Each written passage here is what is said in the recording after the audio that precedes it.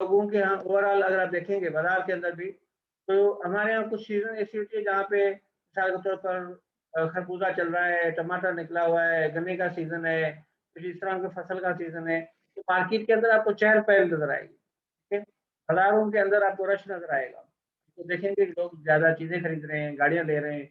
Motorcycle की जो हमारे यहाँ डिमांड है वो भी जहाँ पे फसल जब बढ़ जाता है उस वक्त वो मोटरसाइकिल और ये चीजें ज्यादा बिकती हैं। फिर जब ये कुछ कोखाई का या मतलब है कि इस तरह का सीजन आता है जब कोई फसल नहीं निकल रही होती, खासतौर पे जून जुलाई में इसमें, तो फिर लोग उनको चीजों को बेचना शुरू कर देते हैं। ठीक है, ये कॉमन पैटर्न भी है, हमें अपने जो है वो सामने नजर आते हैं।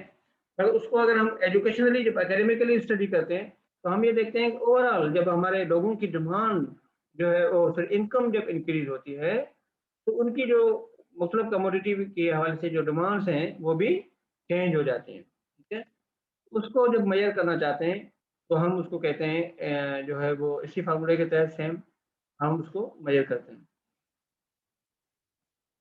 क्रॉस इलास्टिसिटी जो है, जिस तरह क्रॉस डिमांड में हमने कहा था कि प्राइस और इनकम को छोड़कर और फैक्टर की वजह से डिमांड के ऊपर क्या असरअंदाज होती है, तो वो जो है हम क्रॉस डिमांड कहते हैं।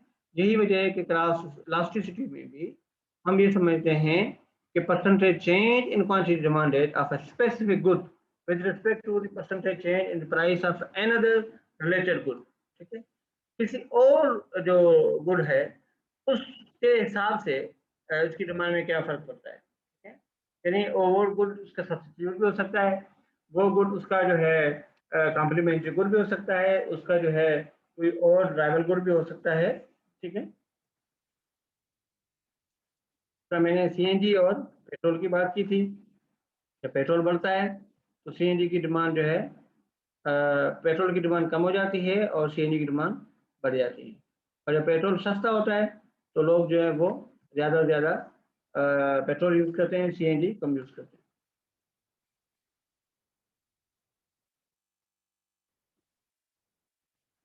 अब यहाँ पे हम बात करते हैं कि what are the determinants of price elasticity of demand. That factors these are the factors which have an influence over the price elasticity of demand. Okay, तो जो फर्स्ट चीज है वो है necessities are necessaries and conventional necessaries, difference between rich and poor. कुछ लोग ऐसे हैं जो कि अमीर हैं, कुछ लोग गरीब हैं, उनके लिए हालांकि नेसेसरीज का फर्क जरूर होता है। मगर अगर एवरेज बंदा जो है वो देखेगा कि उनकी जो प्राइसेस हैं वो जो है कि नेसेसरी गुड्स के हवाले से भी इसी तरह है कि जब प्राइसेस बढ़ जाती हैं, ठीक है, और उनकी जो डिमांड है वो क्या होती है, इनइलास्टिक डिमांड होती है। क्योंकि अगर प्राइस में कितनी भी तब्दीली हो तो डिमांड में जो है बहुत ज़्यादा तब्दीली नहीं आती। उसकी वजह यह है कि नेसेसरी गुड्स हैं और वो लोगों ने खरीद करनी होती है। हाँ, मगर जो अमीर लोग हैं उनके लिए थोड़ी सी एक्सेप्शन होती है यहाँ। अच्छा, उसके अलावा जो लग्जरीज गुड हैं उनकी डिमांड जो है वो क्या होती है, इलास्टिक होती है। ठीक है, और इलास्टिक से मुराद ये है कि थोड़ी सी चेंज जो है वो प्राइस के अंदर तब्दीली जो है वो मतलब है कि क्वांटिटी मार्केट में ज़्यादा जो है वो ले आती है। दोबारा सुन लें ये जो फ़र्क है इलास्टिक और इनइलास्टिक का क्या होता है। ये इलास्टिक डिमांड क्या है, small change in price may lead to a great change in demand. Inelastic change उसका मतलब big change in price followed by small change in demand. Okay?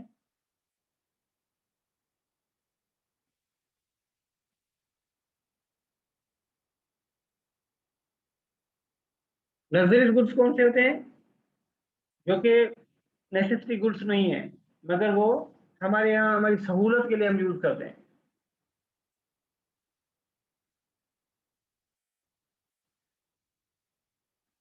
यानी वो सामान जिनके बगैर वो चीजें जिनके बगैर आपकी जिंदगी गुजर सकती है, कोई इतना इशू नहीं है। मगर जस्ट जो है लग्जरी गुड्स जो है वो सिर्फ हमारे सुरक्षा के लिए इस्तेमाल होती हैं, हमारे बहुत ज़्यादा एक्स्ट्रा सपोर्ट के लिए इस्तेमाल होती हैं। ठीक है, या हमारी जो है वो एक सोशल क्लास को रिप्रेजेंट करने के लिए यूज होती है। Proportion of total expenditure. ठीक है, कुछ ऐसी चीज़ें हैं जिनकी प्राइसेस से आपके यानी प्राइस के बढ़ने से उनकी डिमांड के ऊपर फर्क नहीं पड़ने वाला। ठीक है, क्योंकि उनका जो यूज है आपके उसमें वो बहुत कम है, प्रोपोर्शन जो कम है। मिसाल के तौर पर अगर नमक थोड़ा सा, नमक आपके ऊपर इस वक्त जो है एक आयोडाइज नमक जो है उसकी थैली आपको 20 रुपए में मिल रही है, तो अगर वो 30 की भी मिल जाएगी तो आप ले लेंगे, क्योंकि उसको आपको पता है कि ये एक ही थैली आपकी जो है वो महीने की यूज होती है, क्योंकि उसका प्रोपोर्शन जो है वो इतना ज्यादा आपके ओवरऑल जनरल कंजप्शन में नहीं है। ठीक है, सिर्फ वो चीजें ज्यादा इससे मुतासर होती हैं जिनका प्रोपोर्शन ज्यादा होता है। मिसाल तो चीनी है, उसका प्रोपोर्शन हमारे कंजम्पशन में ज्यादा होता है, हमारे घरों में चीनी सबसे ज्यादा यूज होती है। आटा है, उसका कंजम्पशन ज्यादा होता है।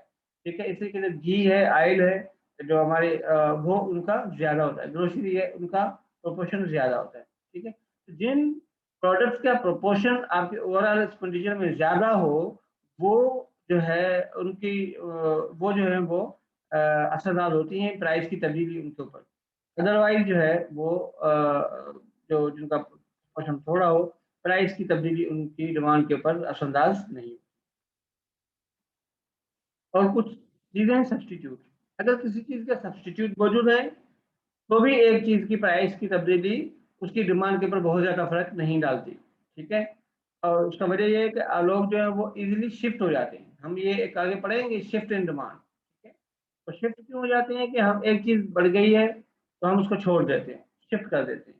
ठीक है, शिफ्टिंग बिहेवियर हमारा बहुत ज्यादा इंपॉर्टेंट होता है जब सब्सटीट्यूट की बात होती है। Goods having several uses. ठीक है, कुछ गुड्स ऐसे हैं जिनके इस्तेमाल ज्यादा होते हैं, यानी कि डिफरेंट जगहों पे हम उसको यूज करते हैं। तो, तो क्या होता है कि हम फिर, जिस तरह ये पहले भी मैंने 2 बार बात की है, कि ऐसी सिचुएशन में ऐसे गुड्स के लिए ये होगा कि अगर उसकी प्राइस बढ़ जाती है तो उसकी डिमांड सिर्फ उस सूरत में कम होगी कि हम उसके यूजेस को कम कर देंगे, और फिर हम उसकी डिमांड को भी उस हिसाब से कम करेंगे। कुछ चीजें होती हैं जो कि ज्वाइंट डिमांड हो जाएगी, यानी एक के साथ दूसरी जो कॉम्प्लीमेंट्री गुड्स हैं। मिसाल के तौर पर मोबाइल के चार्जर हैं, मोबाइल के साथ मिला के यूज होते हैं। ठीक है, इस तरीके से कुछ ऐसी चीजें हैं जो कि जब एक चीज बिकती है तो ही, मिसाल के तौर पर नंबर ऑफ पीसी जितने सेल होते हैं, ठीक है, तो जो विंडोज की जो सॉफ्टवेयर है वो भी उसी हिसाब से ही बिकेगा। ठीक है, क्योंकि अगर आप समझें कि लैपटॉप्स जो हैं, विंडो लैपटॉप जो हैं, और वो अगर डिक्रीज हो जाती है, उनकी डिमांड कम हो जाती है, तो विंडोज की डिमांड एज ए सॉफ्टवेयर भी कम हो जाएगी। अगर लोग सारे के सारे लोग एप्पल और मैकिन्टॉश के ऊपर जो है शिफ्ट हो जाएं, तो डेफिनेटली जो है वो डिमांड इसकी विंडोज की भी डिक्रीज हो जाएगी, माइक्रोसॉफ्ट विंडोज की। ठीक है, क्योंकि ये डिपेंडेंट है, ज्वाइंट डिमांड होती है। Goods the use of which can be postpone. हाँ, कुछ चीजें ऐसी होती हैं जिनके इस्तेमाल को हम पोस्टपोन कर सकते हैं। अगर ऐसी सिचुएशन है, कुछ ऐसी चीजें हैं जिनके इस्तेमाल को हम क्या कर सकते हैं, पोस्टपोन कर सकते हैं, उनकी डिमांड जो है वो भी डिक्रीज हो सकती है। मिसाल के तौर पर आप देखें कि अगर अपैरल गुड्स से जो अपैरल के जो चीजें, मिसाल के तौर पर जो हमें रेडीमेड कपड़े हम बुटीक से खरीदते हैं, ठीक है, तो उनमें बाज़ औक़ात जो है हम उनकी, आप समझें कि उनको पोस्टपोन कर सकते हैं। अगर हम समझ रहे हैं कि किसी एक चीज़ की जो है एक ब्रांड की या एक चीज़ की डिमांड बहुत ज़्यादा है, तो हम थोड़ा अर्सा वेट कर सकते हैं कि प्राइसेस के डिक्रीज होने का इंतजार कर सकते हैं। ठीक है, तो उस सूरत में भी उसमें प्राइस की तब्दीली जो है उसकी डिमांड के ऊपर इतना ज़्यादा असरअंदाज नहीं होती। प्राइस का ओवरऑल लेवल जो है वो भी असरअंदाज होता है, और लोगों के इनकम का लेवल भी असरअंदाज होता है।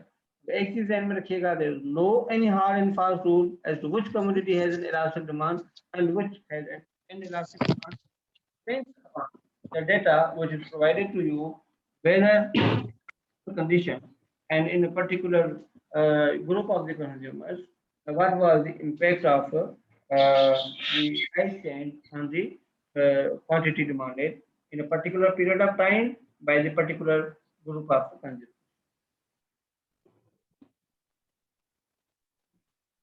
अगर हम इलास्टिसिटी ऑफ डिमांड को मेजर करते हैं तो भी इसकी मेजरमेंट के लिए मुख्तलिफ जो है वो हम फार्मूलाज यूज करते हैं। मिसाल के तौर पर एक है परफेक्टली इन इलास्टिक डिमांड, यानी change in price has no effect in quantity demand. यानी एक एक ऐसी डिमांड है जो कि इन इलास्टिक है और वो परफेक्टली इन इलास्टिक है। परफेक्टली इलास्टिक से इन इलास्टिक से मुराद ये है कि अगर प्राइस जो है वो कम होती है या बढ़ती है उसकी डिमांड में कोई फर्क नहीं पड़ता। It is applied in necessity goods. तो नेसेसिटी गुड्स है, मैंने कहा कि परफेक्टली इनइलास्टिक होती है क्योंकि आटा जो है आप देखें कितना भी महंगा होता है हमें खरीदना पड़ता है, खरीदते हैं पूरी है, ठीक है, लोग खरीदते हैं, ठीक है।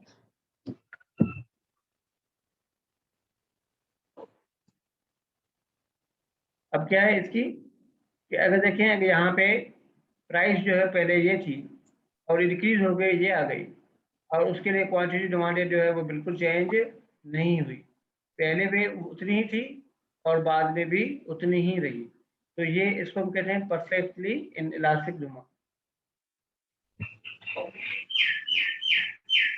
और उसके अगेंस्ट एक होती है perfectly elastic demand, price is not changing but quantity demanded is increasing, ठीक है।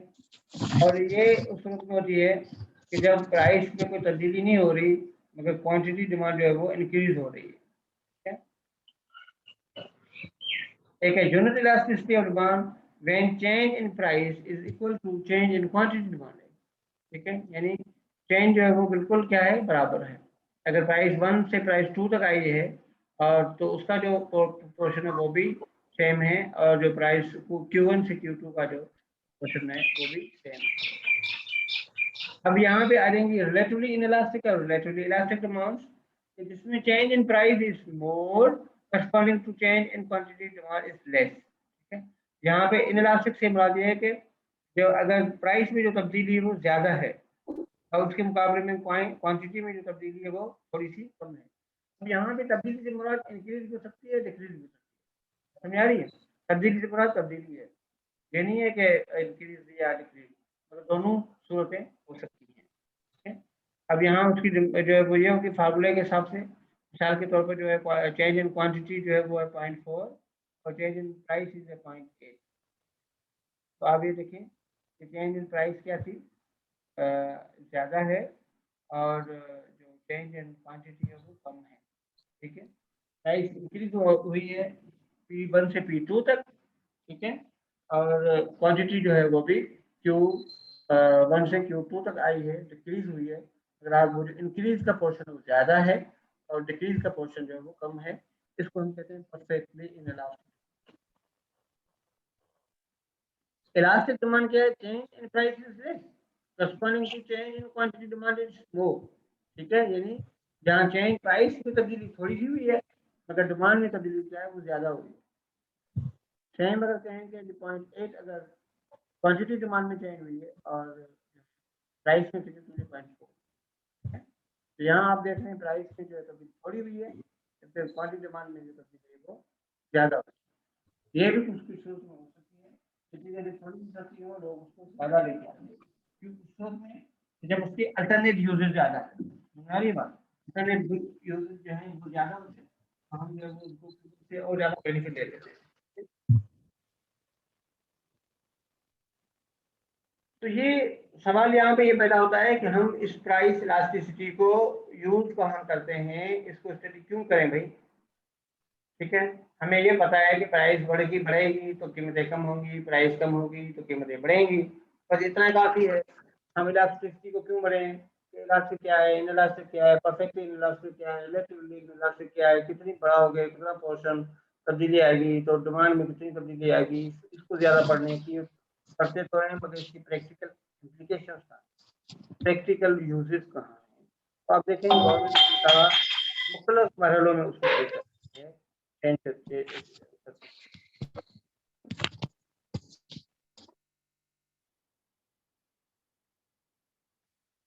उसका एक जो है यूज होता है टैक्सेशन का। Commodities of necessities have inelastic demand are taxed, ठीक है।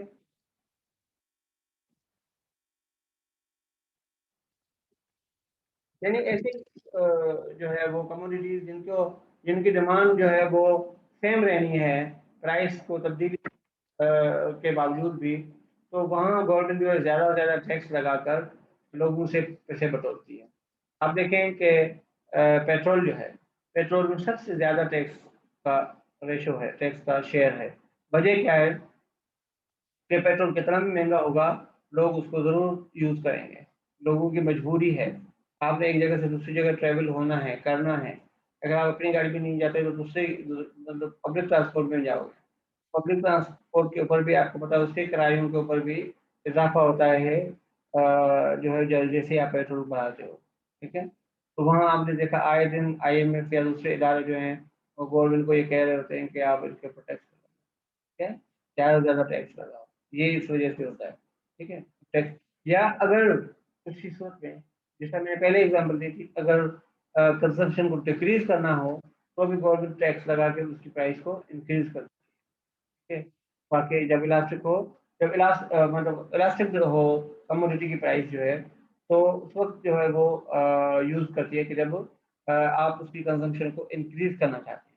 हाँ, अगर किसी की कंज़म्पशन को डिक्रीज़ करना चाहते हैं, तो प्राइसेज़ को इंक्रीज़ कर देते हैं। जिस तरह मैंने कि एग्ज़ाम्पल दी थी किसकी, सिगरेट की या लिक्योर की या इस तरह की जो चीज़ें हैं, जिनकी कीमतों को गवर्नमेंट जिनकी कीमतों को गवर्नमेंट बढ़ाती है, इसलिए बढ़ाती है ताकि उनकी कंज़म्पशन कम हो जाए। महँगी कर देती है ताकि उनकी कंज़म्पशन कम से कम हो। अगर एक गुटखा आज आपको ₹30 का मिलता है तो आप 2 खाएँगे। अगर वही आपको ₹10 का मिलेगा तो आप 6 खाएँगे। फ़र्क क्या होगा? गवर्नमेंट को क्यों को गवर्नमेंट करती है कि लोगों के हेल्थ के ऊपर असरअंदाज़ होता है, लोगों के और सेहत के इधर जो मसाइल के ऊपर होता है। एक जो तरीक़ेकार होता है कंट्रोल करने का, वो होता है ये इसकी प्राइसिंग। यहाँ पे एक एग्ज़ाम्पल दूँ कि इस्लामाबाद के अंदर जो है वो एक मॉल बना हुआ था, बड़ा मशहूर है बॉलीवुड मॉल, ठीक है? तो जब शुरू में ये बना मोटरवे बना इस्लामाबाद और रावलपिंडी के दरमियान में, तो बॉलीवुड मॉल वालों को एक प्रॉब्लम फेस करना पड़ रही थी। और वो ये थी कि पिंडी से लड़के आते, पिंडी बॉयज़ और वो जो है वो इसमें आके फ्री में घुस जाते और फिर घूमते रहते, फिरते रहते, खरीदारी कुछ भी ना करते। मगर वैसे जो है वो उसको एक टूरिस्ट पॉइंट पर उन्होंने रखा हुआ था। इससे कुछ कंप्लेंट्स आना शुरू हुई, कुछ इस तरह के मसाइल आना शुरू हुए, तो उन्होंने इसका बैठे सर जोड़ के कि क्या करें? हम आप लोगों को तो नहीं कर सकते ना, कि लोगों को तो नहीं कह सकते आप क्यों आए हो भई? एक मॉल है उसमें कोई भी आ सकता है, समझ आ रही है ना बात? तो एक शॉपिंग मॉल है उसमें आप किस तरह कह सकते हैं कि आप आए ना आए? हाँ, आप ज़्यादा से ज़्यादा ये कह सकते हैं कि कोई बंदा ऐसा है जिसके पास फायर आर्म ना हो, वेपन ना हो, कोई इस तरह की चीज़ जो है वो इल्लीगल उसके पोज़ीशन में ना हो, बाकी तो आप किसी को रोक नहीं सकते। तो उन्होंने एक ट्रिक खेला, वो ये था कि उन्होंने ₹100 जो है वो एंट्री पास रख दिया। हालाँकि अब इनको एक खौफ था कि अगर आप एंट्री पास रखोगे ₹100 का, तो हमारे जो कंज़्यूमर्स की तादाद है वो कम हो जाएगी, ठीक है? अब क्या करें? अब देखिए 2 माल हैं आपके पास, एक माल ऐसा है जिसमें एंट्री पास नहीं है, दूसरे में एंट्री पास है, तो आप क्या कहाँ जाएँगे? आप उसमें जाएँगे जहाँ एंट्री पास नहीं है। सेम चीज़ें तकरीबन मोरल से आपको उधर भी मिल जाती हैं। आपको क्या ज़रूरत है ₹100 ₹200 एक्स्ट्रा जो है वो आप एंट्री पास का भरें। फिर उन्होंने ये किया कि जो बंदा इस लेवल से ऊपर खर्च करेगा, वो अगर वापसी में हमें दिखाए क्या नाम है बिल दिखाए, तो हम उसको जो एंट्री फीस है वो दे सकते हैं। मगर इससे एक फ़ायदा क्या हुआ कि वो लोग जो पिंडी बॉयज़ वहाँ आते थे और उनके पास क्योंकि मेट्रो में पहले खर्चा था ₹100 का आता था, अब वो मेट्रो ₹20 में उनको चक्कर पड़ता है। तो ₹100 जब खर्चा आता था पेट्रोल का या वैन का या इसका, तो कौन इस्लामाबाद जाए जी? नहीं जाते थे या कम जाते थे। अब जब फ्री में आपके घर से ₹20 में छोड़ के आती है, इस्लामाबाद घुमा के आती है एक गाड़ी, और वो भी बड़ी लेविश किस्म की और मोटरवे और इस तरह ये वो, और वो भी पूरे इस्लामाबाद रावलपिंडी की बिल्डिंगों की छत के ऊपर से गुज़रते हुए समझो कि आ रही है, ठीक है? In air. तो ये मतलब उनके लिए एक एडवेंचर था, एक एक्सपीरियंस था और साथ-साथ घूमते फिरते। अब इधर उन्होंने देखा कि ₹100 एक्स्ट्रा भरने पड़ रहे हैं मोटर कस्ट के, तो वो तादाद कम हो गई। आप समझ आ रही है? यहाँ आपको अंदाज़ा होता है कि किसी भी चीज़ की प्राइस को इंक्रीज़ करना चाहते हैं, डिक्रीज़ करना चाहते हैं, तो ये तो इस वजह से कभी-कभी इंक्रीज़ करना चाहते हैं कंज़म्पशन, तो भी उनकी कीमतों को डिक्रीज़ किया जाता है। मिसाल के तौर पर गवर्नमेंट क्यों आटे के ऊपर, चीनी के ऊपर जो है वो सब्सिडी देती है, ताकि लोग जो है ज़्यादा से ज़्यादा उसको परचेज कर सकें और लोगों के अंदर खुराक की कमी ना हो। ठीक है?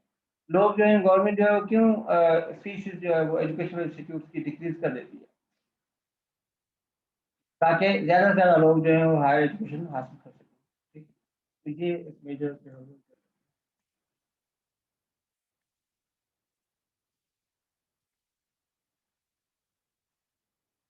एक और है मोनोपोली प्राइसिंग। कुछ फर्म्स ऐसी हैं जो जिनको हम कहते हैं मोनोपोलिस्ट फर्म्स। और मोनोपोलिस्ट फर्म्स वो होती हैं जिन जो आप समझे कि ऐसी प्रोडक्ट्स जो है वो सेल कर रही होती हैं या परचेज कर अपना प्रोड्यूस कर रही होती हैं जो किसी और के पास नहीं है। उन इन्हीं के पास जो है वो सोल राइट्स हैं परचेज करने के और सेल करने के। तो ऐसी सूरत में ऐसी फर्म्स को ये अख्तियार होता है या एक पावर होती है कि वो जो चाहे मर्जी जो है वो प्राइसेस चार्ज कर लें। ठीक है? क्योंकि उन वो एज हासिल होता है उनको। क्योंकि एग्जाम्पल यूँ है कि जब किसी दौर में पिटीशन था तो इसकी कीमतें बहुत ज़्यादा महंगी थी, मगर सेल्युलर फ़ोन में मोबिलिंक आ गया सबसे पहले। जब मोबिलिंक आया तो मोबिलिंक ने सबसे ज़्यादा जो है वो चार्जेस लगाई। उसने आउटगोइंग पे तो लगाई, मगर इनकमिंग के ऊपर भी चार्जेस जो है वो लगाई। उसने प्राइस स्किमिंग की, सबसे ज़्यादा पैसे उसने बटोर लिए। और वेजेस के ऊपर कसर अदा होता है कि demand for a particular type of labour is inelastic, wages are increase to retain employees. आप ये देख रहे हैं कि कुछ स्पेशल लोग होते हैं और स्पेशलिस्ट टाइप लोग होते हैं, उनको ज़्यादा से ज़्यादा तनख्वाह के ऊपर रखा जाता है। अगर आप एक प्राइवेट स्कूल की एग्जाम्पल ले लें तो स्टैंडर्ड के टीचर से जो है या हिस्ट्री के टीचर से या पाकिस्तान स्टडी के टीचर से फिजिक्स का टीचर, केमिस्ट्री का टीचर ज़्यादा तनख्वाह लेता है। तो वो भी उतनी क्लास से पढ़ता है, वो भी उतनी क्लास से पढ़ता है। फ़र्क क्यों है? फ़र्क ये है कि उनकी डिमांड ज़्यादा है उन टीचर्स की। ठीक है?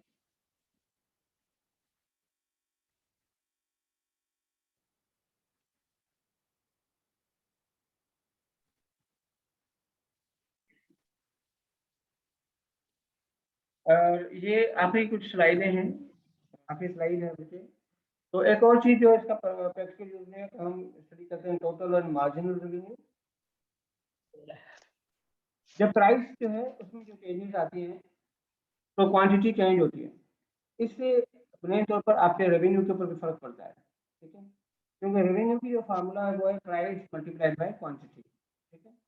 मगर जो मार्जिनल रेवेन्यू है वो मेन तौर पर आप समझें कि 1 जो है वो उसमें माइनस करते हैं। ठीक है?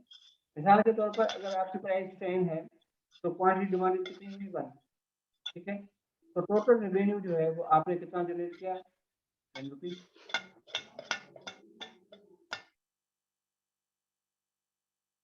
टोटल रेवेन्यू कितना जनरेट किया? 10।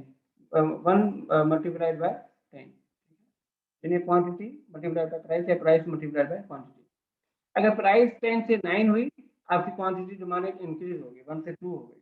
ठीक है? तो आपका जो है आप समझिए कि जो टोटल रेवेन्यू हुआ वो कितना हुआ? 10 हुआ। जो एडिशनल यूनिट हुआ वो आप समझिए कि पहले वाला 1 यूनिट जो है वो तो आप 10 रुपए में बेच रहे थे, तो आपने एडिशनल यूनिट बेचा वो 8 रुपए में बेचा। तो आपका जो मार्जिनल रेवेन्यू हुआ वो हम माइनस करते हैं क्योंकि फर्स्ट प्राइस और सेकंड प्राइस से 18 से 10 आपने माइनस किए तो 8 रुपए आ गए। ठीक है? 8 आपका क्या हुआ? Marginal revenue. इस तरीके से जब आप प्राइस को 8 पे ले आए तो क्वांटिटी डिमांडेड 3 हुई। ठीक है? और 8 या 24 हुआ और आपके जो एडिशनल या मार्जिनल रेवेन्यू है वो कितना हुआ? 6 रुपए। इस तरीके से जब आपने 7 पे प्राइस ले आए तो आपके जो है वो आपने क्वांटिटी डिमांडेड 4 हुई और आपका जो टोटल रेवेन्यू हुआ 28 हुआ और आपका जो मार्जिनल रेवेन्यू है वो 4 हुआ। इस तरीके से 6 के ऊपर मार्जिनल रेवेन्यू 2 हुआ, आपके हालाँकि वो इंक्रीज़ हो गया, 30 हो गया। 5 जब आपने प्राइस की तो आपके जो यूनिट 6 हो गए। ठीक है? तो आपके अगेन 30 रहा मगर जो मार्जिनल रेवेन्यू है वो आपका 0 रहा। और इस पॉइंट के बाद आप देख रहे हैं कि प्राइस डिक्रीज़ आप कर रहे हैं, आपकी क्वांटिटी डिमांडेड तो इंक्रीज़ हो रही है, सही है? मगर आपके रेवेन्यू जो है वो इंक्रीज़ नहीं हो रहा और आपका मार्जिनल रेवेन्यू जो है वो माइनस में जा रहा है। आप देखें कि ये एक इसका एक एनालिसिस है, हमें ये बताता है कि हम किसी भी कमोडिटी की प्राइसेस को किस हद तक डिक्रीज कर सकते हैं कि जहाँ तक कोई ना कोई जो है वो एडिशनल जब यूनिट आपको बेचने का फायदा होता है। मिसाल के तौर पर जब आप 2 आइटम बेच रहे थे 18 रुपए में, तो 3 आइटम बेचने में 8 रुपए में अब भी आपको फायदा था, क्योंकि एक एडिशनल यूनिट जब आप बेच रहे हैं वो भी उसके ऊपर भी आपको मार्जिन रेवेन्यू 6 मिल रहा है, ठीक है। मगर आप देखेंगे जब आपने 6 यूनिट बेच रहे हैं तो आपको कम से कम जो 30 रुपए का रेवेन्यू आपको मिल रहा है, 2 रुपए आपको एडिशनल यूनिट पे मिल रहे हैं। तो उससे कम पे जब आप आते हैं तो आपका एडिशनल रेवेन्यू जो है या तो कम हो जाता है मार्जिनल रेवेन्यू, या आगे माइनस में आ जाता है। ऐसी स्वरूप में आपको जो है वो देखना पड़ेगा।